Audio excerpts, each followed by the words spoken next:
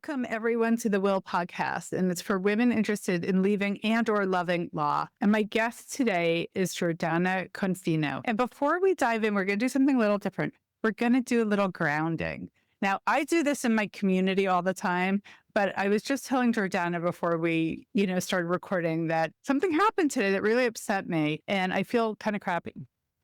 To be honest, it was a mistake on my part, my team, but I'm 100% responsible for my team. And so I want to take a few deep breaths before we dive in. So Jordana said your game, yes? I would love that. Thank you. Okay, good. So unless you're driving heavy machinery, I invite you to just pause whatever you're doing. If you're in the kitchen chopping vegetables, I invite you to lay down the knife. To just get still wherever you are, whether you're seated or standing.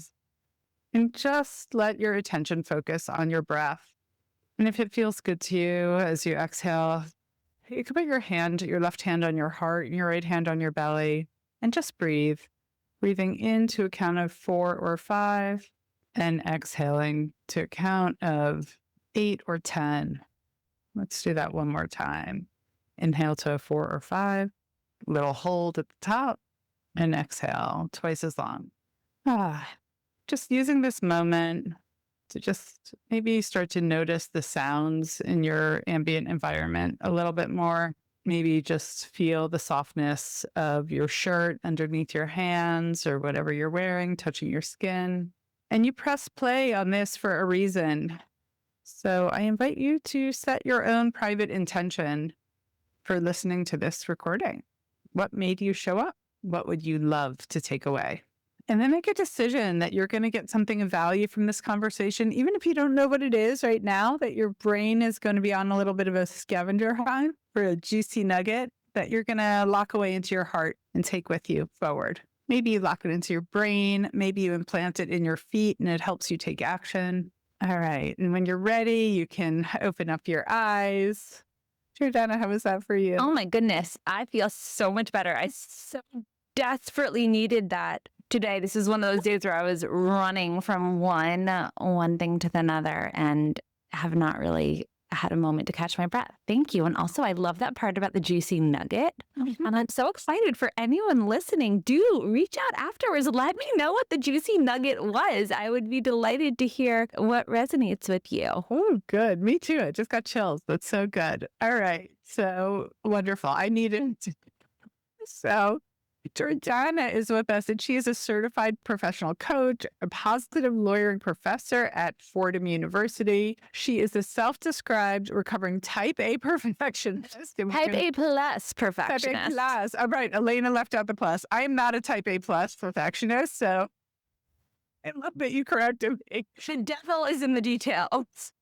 I need a little more of that in my life, actually. We will see. We'll talk about it.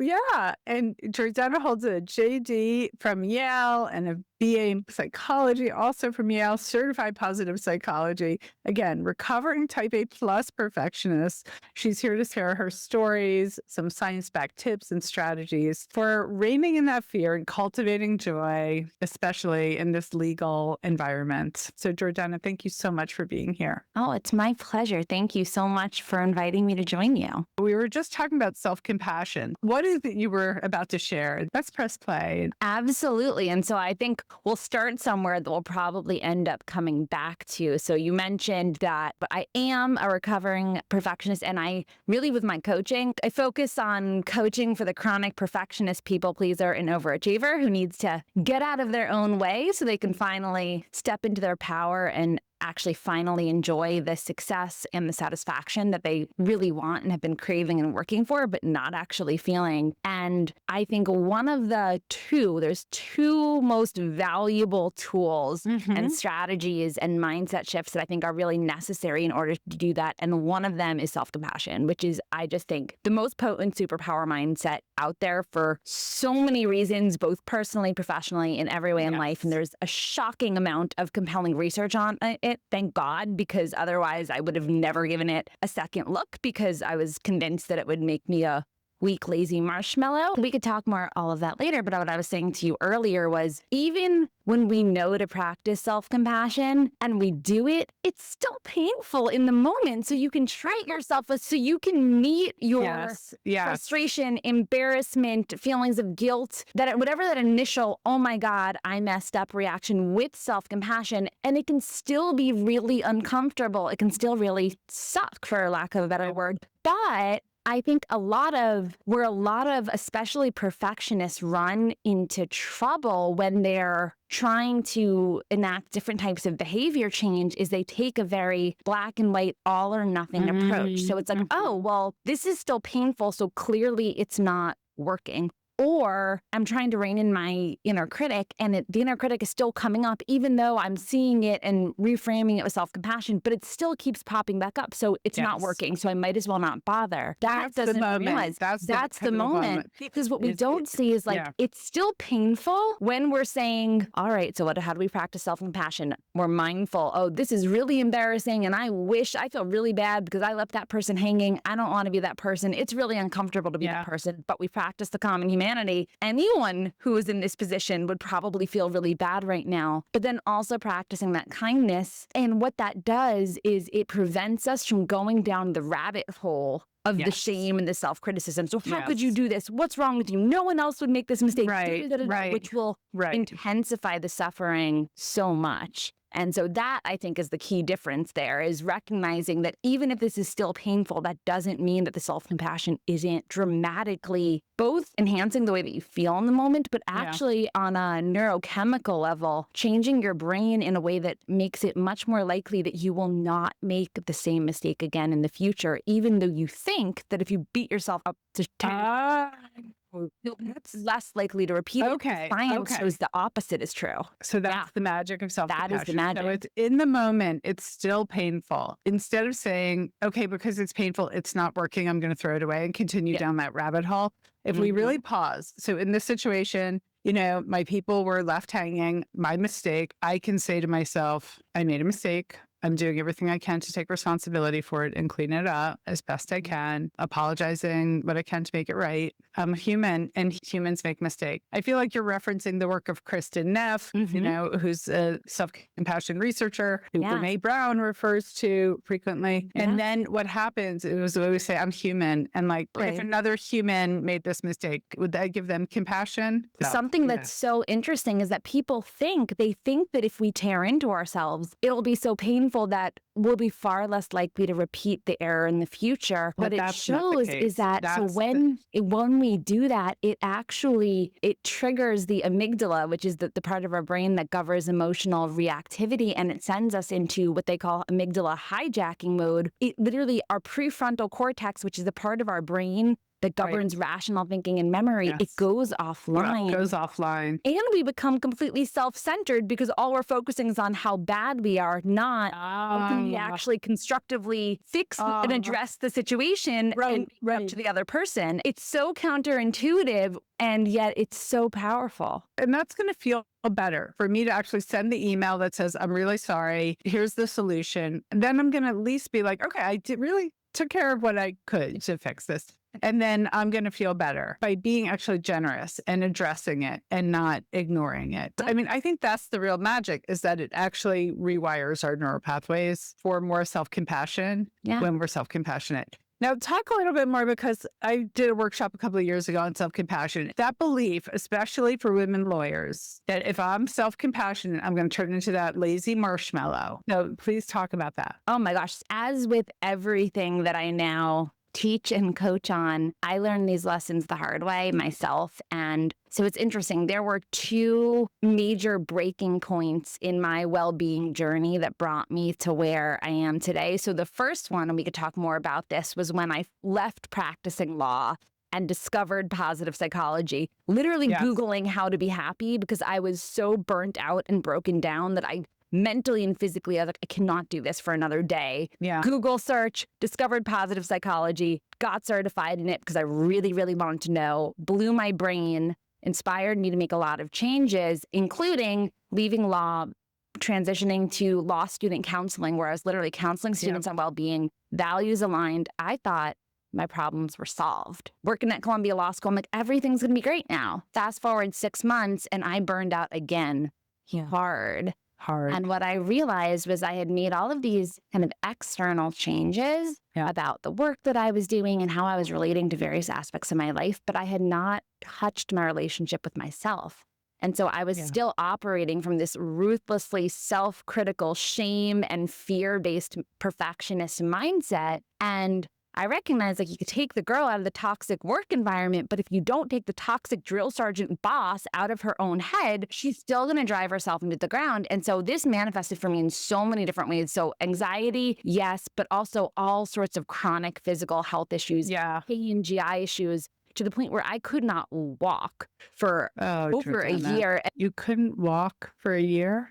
Yeah, it was. So this is actually wild. Oh my God. I was everywhere. Mayo Clinic, Cleveland Clinic. No one, every doc, not to mention every doctor. No one was like, it's the stress in your life from being a lawyer. Like no one? No, everyone had their own ideas and their own like proposed invasive solutions, mind you. And so it was bananas. And this is just a side note. The thing that ultimately ended up really helping me was there's an amazing app out there, the Curable app, and it's for chronic pain. And it looks at neuroplastic pain and the relationship between pain, chronic pain, and perfectionism and anxiety and fear and all of these other mindsets that are so rampant among high achievers. And I started listening to that and doing it. And then I ended up working with someone who specialized in it. Oh my goodness, it changed my life. I can now very much walk. I had a 3-year engagement for my wedding because of this was to be during lockdown. At the beginning of that 3-year period, I did not think that I was going to be able to stand for the duration of my cocktail hour.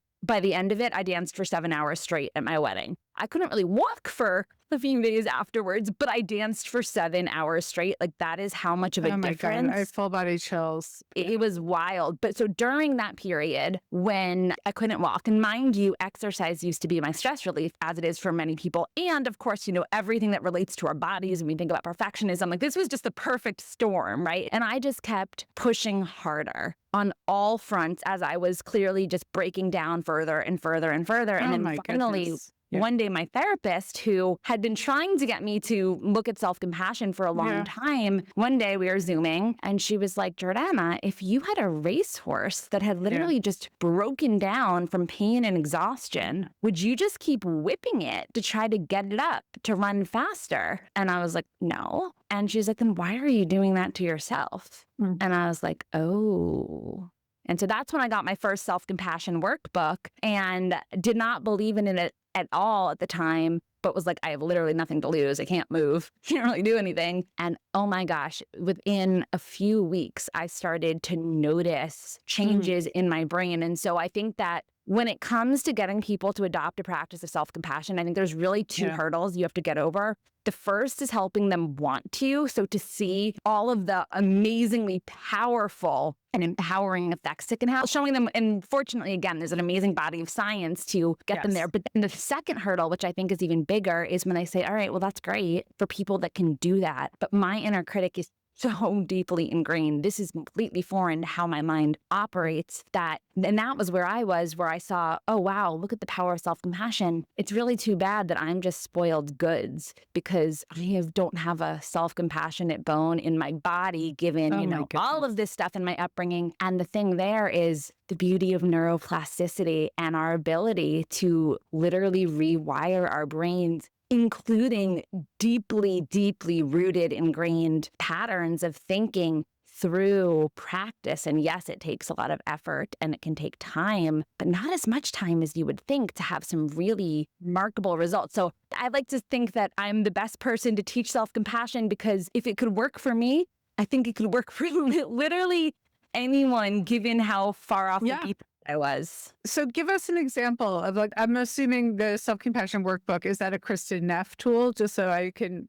So it's interesting. There's actually, I now have Kristen Neff's workbook as well. And then her book, Fierce Self-Compassion. I've got all of her stuff, but the initial workbook was a different one. It's called the Mindful Self-Compassion Workbook. It's by an Australian man And what I will say to anyone who's listening, there was it comes with an audio book of meditations as well. And the whole thing was excellent, but there was some meditations in there that focus particularly on self-compassion for your body, which for me, given what I was going through with the physical pain and limitations, was just so helpful. But I can imagine it would be helpful for people for all sorts of different reasons. And so I actually found that workbook to be really helpful in an additive way to Kristen Neff's stuff. But honestly, you can't go wrong with either of them. That's so great. And I just want to make sure we get the resources to link, because I think this really is life and death stuff we're talking about. I mean, it's like, sounds like from fluffy and like lazy and squishy marshmallow to like, you couldn't walk. You didn't think you'd be able to like stand during the cocktail hour of your wedding. And then to dancing for 7 hours. It's remarkable. I spoke to a woman a few years ago. She's a partner at a law firm, and she had terrible stomach pain. She's like, I don't know if I can do your program because I'm just so busy going to doctors and taking care of myself. I cannot, of course, promise any kind of medical curative healing. But I said, look, I just want to encourage you, please talk to your doctors about this being stress related, about this being related to your work. And I tried to explain, like, your body goes into fight, flight, or freeze. You've been living in that state for 13 years. Your blood is rushing away from your central organs to your extremities. You don't know this stuff. You just don't know it. She'd been busy practicing law and, becoming a partner and raising children and trying to be a good wife. Completely. And so two things. So one, I developed a self-compassion guide specifically for lawyers for Wellbeing Week and Moss. You can cite to that. But also, oh my gosh, yes, the GI issue. So when I was 25, clerking in the Southern District of New York, which to this day is one of the most intense jobs I ever had, I was sent to the emergency room, 20 ulcers. The doctor afterwards told me that he used the video of my endoscopy for teaching purposes because he had never seen anything like that in someone my age. Then the next set of things, it was undiagnosable IBS related things that again was extreme enough to get me to the Mayo Clinic. No one can fix it. Everyone has, a proposed solution. Nothing actually works. And no doctors, either if they say it's related to stress, they're saying it in a condemnatory, like it's in your head way. Like condescending, it's in your head. It's not in your head. It's in your physiology. It's in your physiology.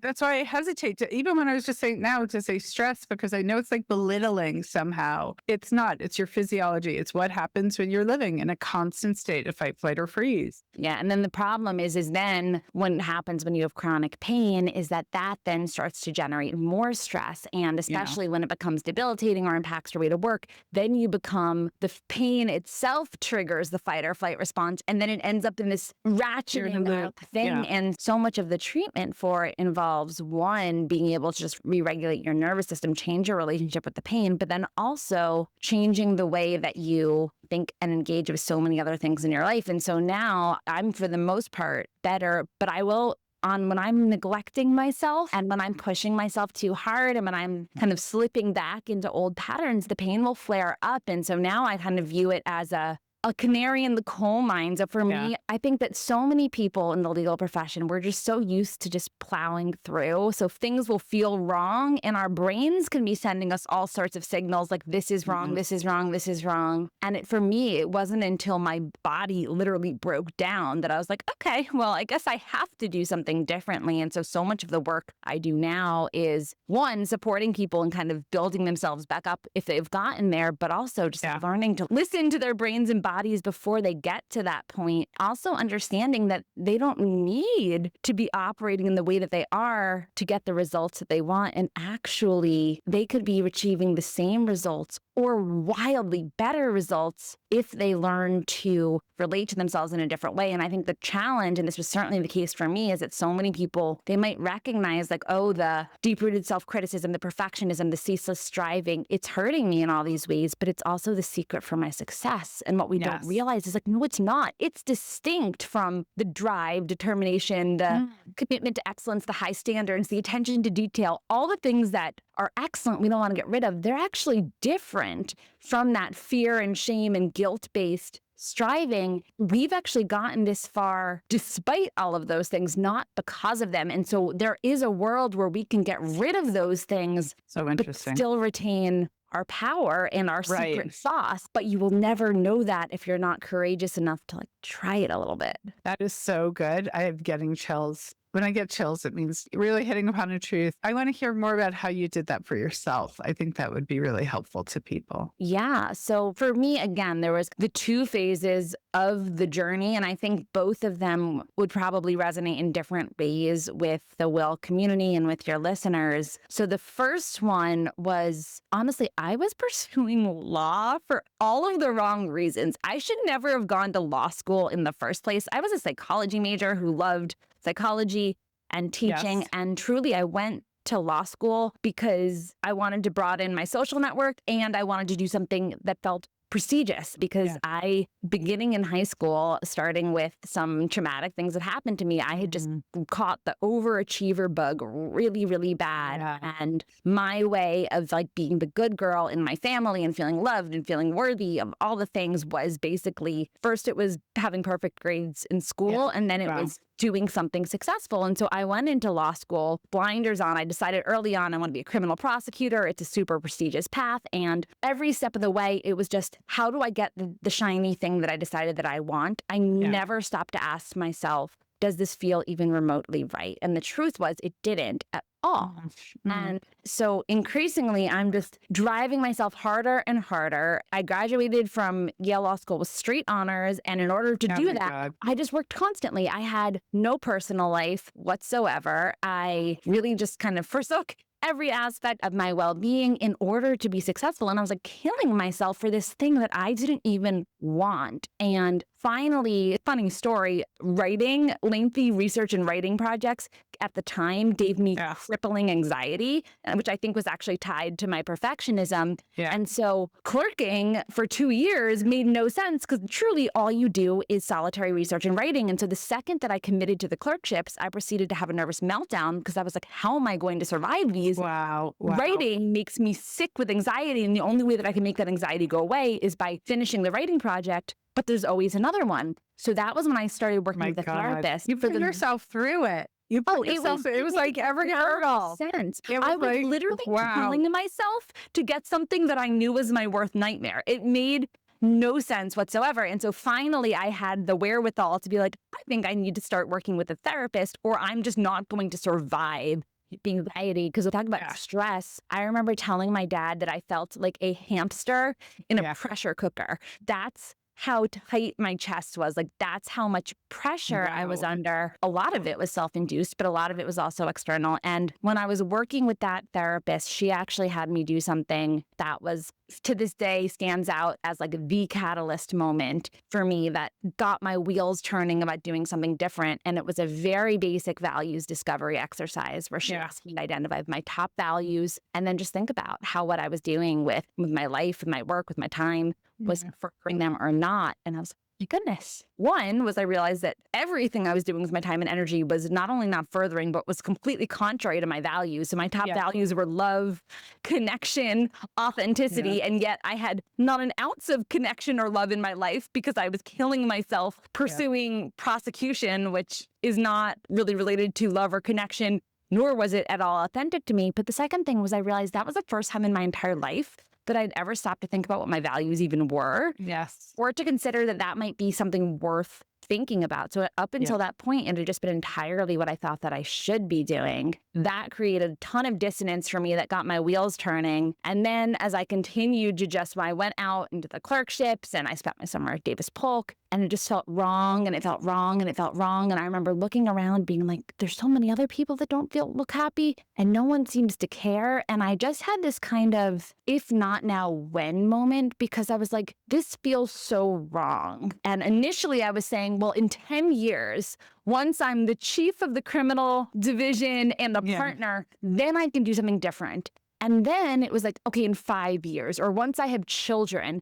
And then I realized how long a year is when you're doing something that feels so wrong. And I was like, the only thing that's preventing me, I was like, I am so crystal clear that this is wrong. The only thing preventing me from not leaving is that I'm terrified to do that. But that's never going to change. And so that was around the time that I discovered positive psychology and ended up pivoting professionally. And then I told you the story of what happened next. And that was what really set me on the work of doing my own work, reining in my perfectionism, cultivating self-compassion, and building a better relationship with myself, which, by the way, also freed me up to build a wonderful relationship with my future husband, where there was no space for that in the previous world. And it's just so funny because if you had asked me, oh my gosh, even 3 years ago, much less 10 years ago, if I would be doing what I am now in terms of launching my own company, writing my own blog, I would have told you were crazy, because I would have been terrified to push myself outside of my comfort zone that way, because the perfectionism was so deep rooted that I was just a rule follower and living within that zone of safety. So it's been quite a journey.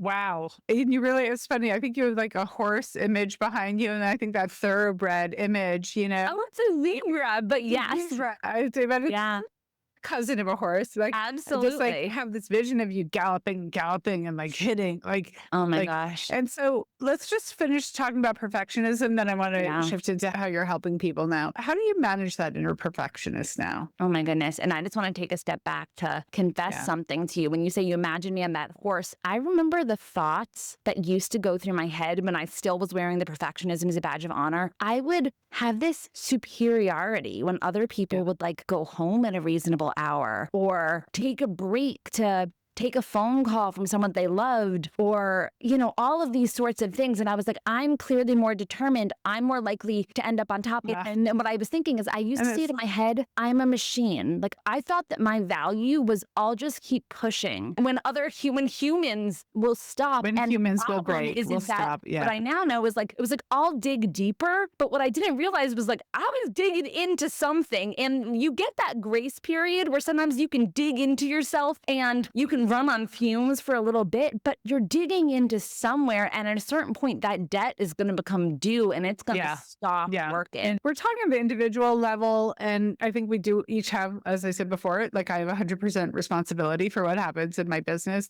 I do believe in 100% personal responsibility, and we also have to look at the context of the culture. So the context of the legal culture, the context of going to a school like Yale for undergrad and maligning Yale, it's the culture of that prestige, the culture of the should, of be on the top of the heap, be the one who's working the most, to be the one who's in the office latest. You know, I think we do really need to look at the context as a way to soften into self-compassion also. I believe in personal responsibility without self-shame. For sure. No, and I think mine to walk. Often, like when I'm working with my coaching clients, it's all on what can you do to fortify yourself? So how can you stop, you know, pouring fuel on the fire by relating to yourself in this ruthlessly perfectionist thing? A reasonable question and concern that people bring up, they're like, well, you know, I'm working on these things, but my boss, they're demanding perfection and they're super critical. And so how do you navigate those things? And so absolutely, there's, and at a certain point, we can make a whole bunch of changes that will enhance our situation, literally whatever context we're in. But at a certain point, we might want to consider about, can we change the context? Can we change the system? Or do we want to leave with this? Or do we have to leave? This is where the ultimate personal responsibility comes in. It's like, if I've done everything I can to set boundaries with my boss, to tell him I'm not perfect, or tell them, at the end of the day, if it's killing you, you have to take care of you. Absolutely. And I think, again, for your audience in particular, I've also had a lot of clients who come to me having just left their big law jobs or dead set on leaving their big law jobs, but they're not yet open or interested in looking at how they're treating themselves on the inside. And then they get to a new job and they're like, wait, I feel exactly the same. And it's like, yes, well, again, so it's really a both and thing. Because you'll take those habits with you like you did. You know, you went to club, you're like, I'm out of law school now, I'm not, but you still broke down. Yeah. And so going back to your question, though, about how have I been reining in my own perfectionism? So there have been a couple of different things. So the first one, the values piece is really big because perfectionism, really what it at its core is fear of not being good enough and fear of not being worthy, which results in this kind of hustling and striving to prove your worth so that you feel good enough. And what I realized is perfectionists, like they're never actually playing to win. You're not actually running towards anything. You're just running away from that feeling of just not feeling good enough. And so you want to replace that. You want to figure out what do you actually want to run towards, because this idea of perfection is one, unattainable, but also these achievements are not giving you those feelings that you actually crave. So what do you actually care about at the end of the day? Yeah. What will give you those intrinsic feelings of fulfillment? So getting clear on that values alignment is one big step. And then the other thing is learning to relate to yourself in a different way and learning that you are not just as good as what you produce in any given moment, and that there's so many other aspects of who you are, and that also the way to get the best out of yourself for you and for others is by nourishing yourself and with positive energy and intrinsic motivation rather than trying to blame, shame, and whip yourself into submission. And so it's been really a combination of practicing self-compassion in terms of how I talk to myself in my head, practicing self-compassion in my actions. So drawing boundaries,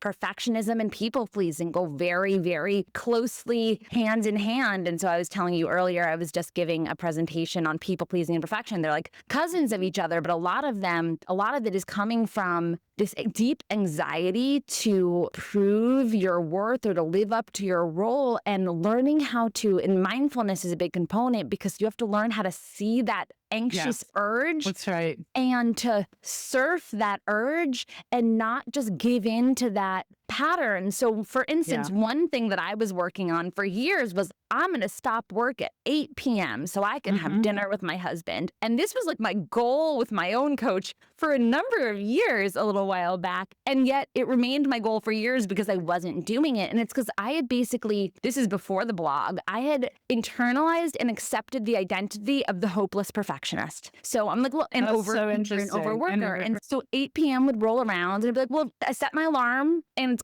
going off. I'm going to get off the computer, but I'd be in the middle of something. And then that anxiety of that, oh, really, you should finish this thing because XYZ would come up. And I'd be like, oh, well, of course I'm not going to do it because I'm the hopeless perfectionist. Like, I can't actually make that change. That's so interesting. So we need to become your identity. Yeah, exactly. Yes. Because when we tacitly accept that identity, what we don't realize is we have no clue that we're doing it. But what it's doing is it's making it so much harder to change the behavior and really their habits. And so if we can slowly rewire our habits and learn that, like, oh, I can have this anxious feeling and take one teeny little step in the other direction, all of a sudden I've taught my brain I'm not the hopeless perfectionist that does exactly what the anxious impulse says. I'm someone who's willing and able to take an intentional step in the other direction towards my values. And what that does is it fortifies that power that I have of agency to choose.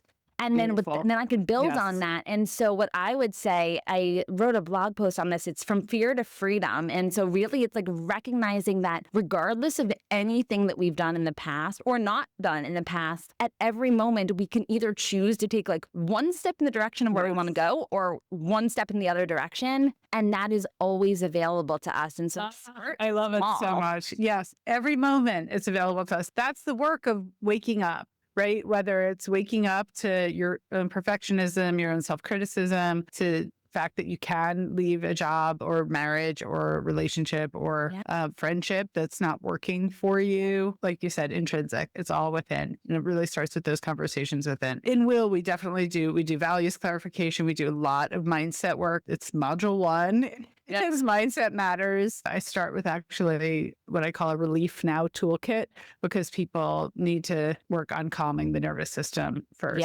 and boundaries and time and energy, really learning how to manage their energy. So it's so beautiful. Everything you're saying, it just fits. How are you helping people? So right now I'm doing individual coaching as well as I do trainings and speaking and group coaching at organizations on topics like positive psychology for peak performance, as well as perfectionism and people pleasing and mentorship. But the individual coaching is really where my heart and soul is. And I love doing this work so much. I was doing it inadvertently for free for years until I realized that coaching was a profession. And I was like, oh my goodness, I'm spending 20 hours.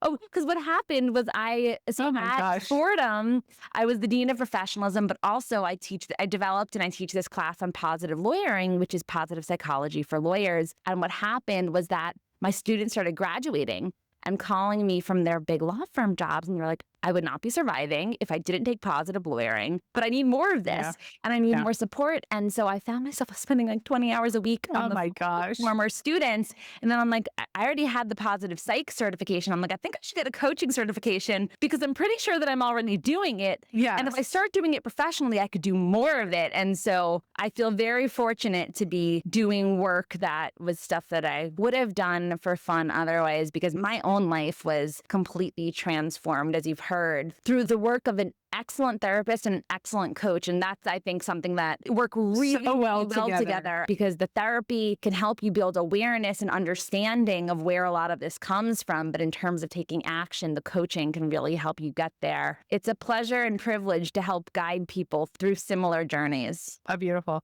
A coach of mine says, in helping clarify what it is you really want to do, how you want to spend your time, what would you do all day, every day for free? And then the next day be like, oh, that was fun. I'll have a guy.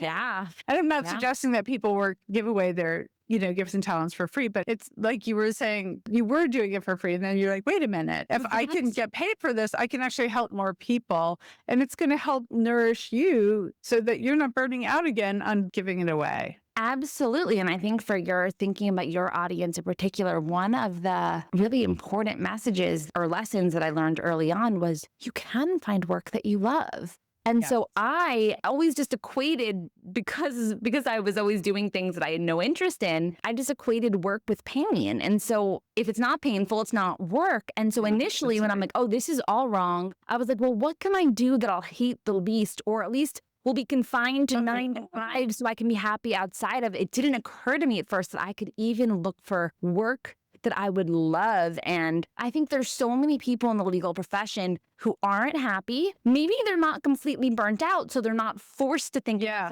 but that's they're right. not happy, and they don't realize that they could or should be really happy in their work. They don't can even look be. for it. Yes. Yeah. They don't. I think there's so many people that's like, what can I do that I hate the least? Exactly. Or that will take the least time, so at least I minimize the pain. What I find, which really surprised me when I started Will, was that many people have continued practicing law in a new way. Once at a different place, for themselves, part-time, in-house, government, so it's not necessarily the practice of law that they hate, and they've invested a lot and it's part of their identity, and no one ever has to give that up. And for some people, it's not even the job. There was a senior associate who I started working with a couple years ago, and she was dead set on leaving her job. And today she's a partner at the exact same place, and she's flourishing. And she's like, I used to think that if I took any time to invest in myself in this way, it was gonna completely cut off my career. And she's like, there's no way that I would have been able to sustain my career up until this point. She's like, I would have been gone if I didn't do this stuff. And so I think people don't realize, and I think that sometimes it's looked at as like shame or weakness. And it's like, oh, no, this is the most powerful thing you can do. 100%. Yeah. And I think it's one of the things that scares people, like she said, about starting a personal professional development journey, is like, I have to give up everything I know and love. And no, you don't. You might actually, once you're well again, you might be able to love it even more. Yeah. Absolutely. So that's why I'm calling this podcast The Women Interested in Leaving and or Loving Law. I love that so much. That is so perfect. And I just have to say, I love everything that you're doing with your entire community. I think it is such a necessary and wonderful thing. And I'm just so thrilled that you're doing it. And to anyone who's in it, just hats off to you for having the wherewithal to join this incredible tribe. Well, thank you, Jordana. I'd love to bring you back, and maybe we can do a self-compassion workshop together. Oh, I would love that. Yeah, that would be so much fun. I think people get, okay, so if I don't beat myself up, it's good for me. Okay, I can get that intellectually. But how do I do that is something completely. It's a totally different process. Let's do it. Let's do that. That'll be fun. So how can people find you? You're blogging. Where can they read you? Where can they follow you? Tell us all the things. Absolutely. So you can find me on LinkedIn, Jordana Confino. That's really the social media that I use. But my website, JordanaConfino.com. And you can find my blog, Chronicles of a Recovering Type A+ Perfectionist there. And my email is just Jordana@JordanaConfino.com. I would love to hear from you. I would love to hear your juicy nugget and any questions that you have. And I hope you'll come join us when we do a self-compassion workshop. Oh, I love it. Okay, good. All right. Thank you so much for listening, everyone. Thanks. Bye-bye. Bye. Thank you.